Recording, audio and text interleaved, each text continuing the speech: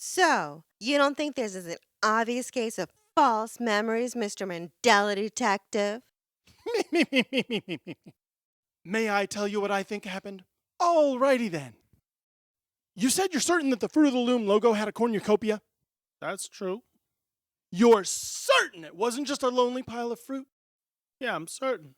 What's the point, Eugene? If you had watched all my previous videos, you'd know.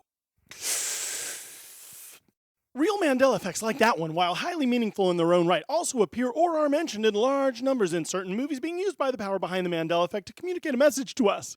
That's how we know such movies are special, and one of the main recurring themes these Mandela message movies contain is that we are all artificial intelligence living in a programmed simulation controlled by a super advanced higher intelligence, which was already the best explanation of how the Mandela effect is achieved in the first place. Yes! Yes! Ugh, yeah! Can you feel that, buddy? Huh? In this video, we are going to look at the Mandela message movie, Evan Almighty. It was very easy to detect this one. The movie from which this spin-off originated, Bruce Almighty, is a message movie we already looked at.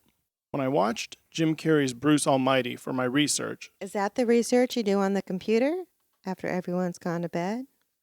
No, that's different research.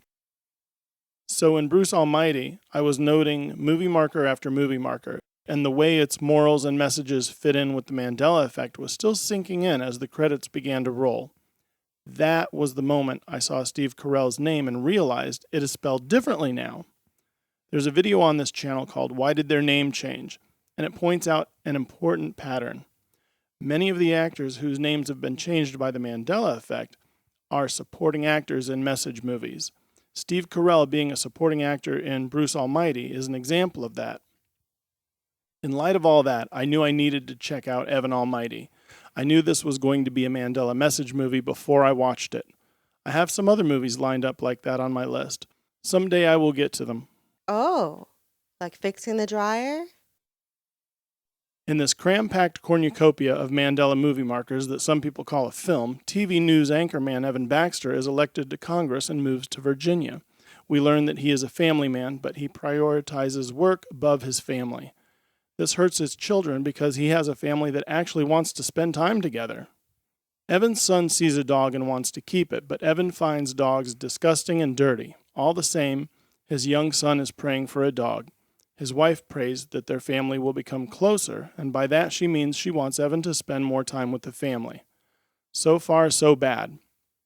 Evan Baxter's campaign slogan was "Change the World," and God enters his life to help him do just that.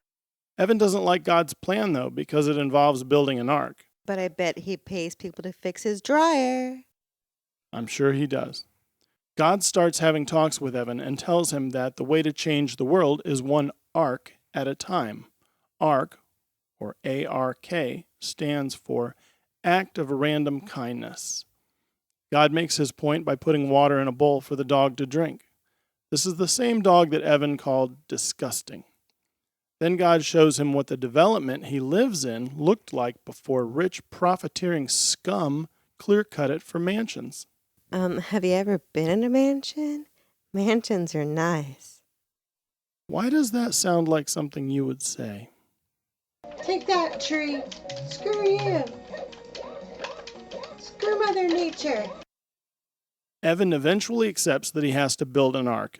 His sons join right in and really seem to love working with their dad.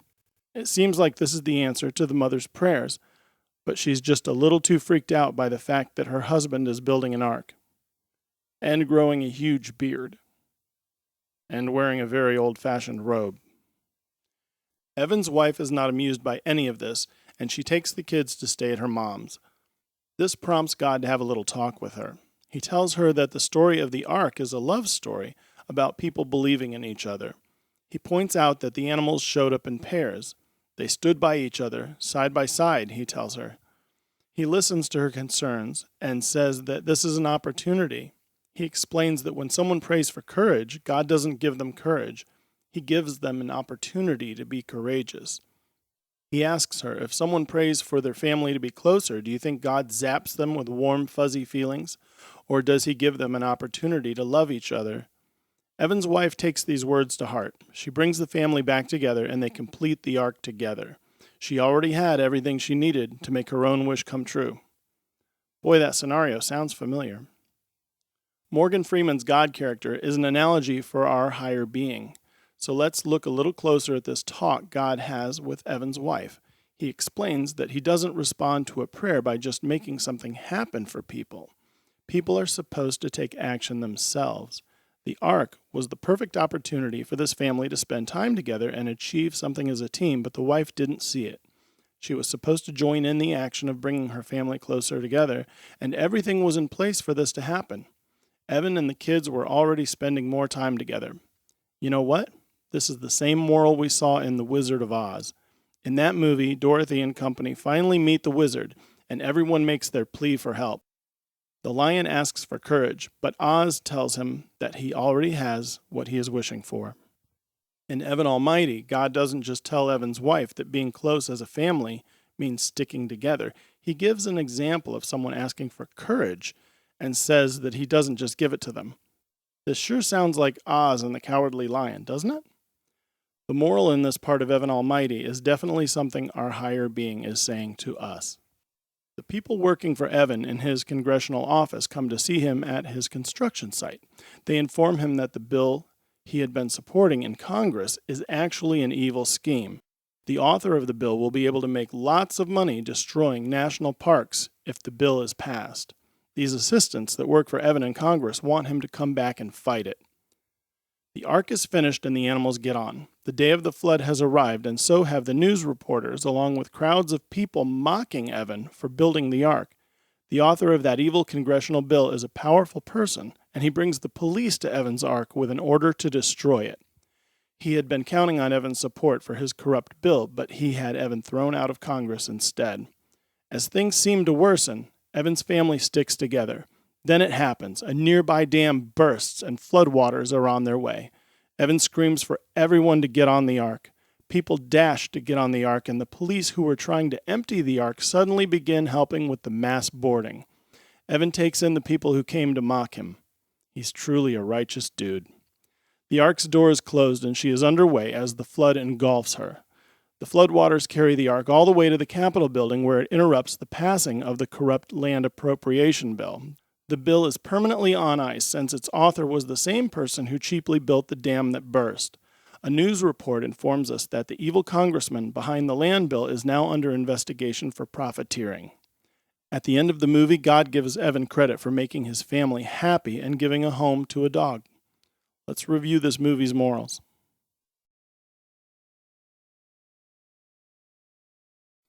Even though the doubters gathered to make fun of Evan and insult him, he didn't hesitate to bring them onto the ark and save them. He didn't hold them accountable for being mean. Evan learned that animals are important and should be cared for. He had a whole ark full of them. The corrupt congressman, played by John Goodman, cut corners and pocketed government funds, making that dam that burst. It would have cost many lives if it wasn't for the ark. We are better together. Evan and his family stuck together and built the ark. The animals boarded the ark 2 by 2, and everyone who joined Evan on the ark was saved.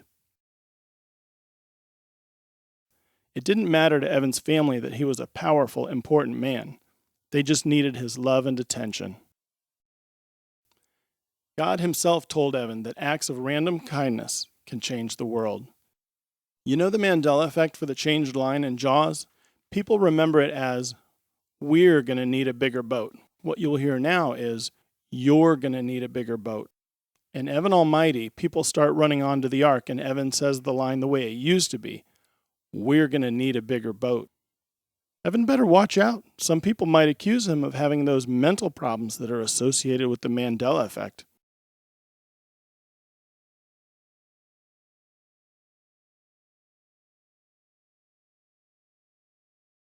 I'm going to call this Jaws reference in Evan Almighty a non-coincidence with a side of residue.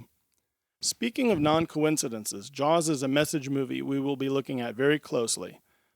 There's that web-like nature of the Mandela effect again. Here's another interesting observation we can make about Evan Almighty. This flood Evan was preparing for is a main theme of the movie, and there are 3 other message movies in my collection that feature flooding. In Alice in Wonderland, Alice's tears start a flood that carries her through the keyhole of a locked door. In AI, artificial intelligence, the entire movie is set in a flooded world. Finally, Donnie Darko is a message movie we're going to look at, and in that movie, Donnie's act of vandalism causes flooding in his school. What could this common thread mean for us? The only thing I can think of is the fact that in the Bible, God used a flood to destroy the face of the earth.